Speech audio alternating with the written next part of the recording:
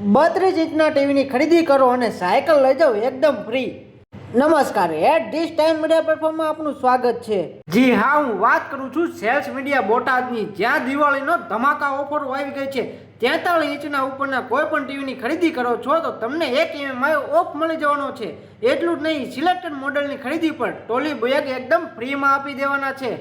અહીંથી તમે કોઈ પણ ઇલેક્ટ્રોનિક્સ આઇટમની ખરીદી કરો છો તો તમને ક્રેડિટ કાર્ડમાં મળી જવાનું છે 26% સુધીનું ઓફ।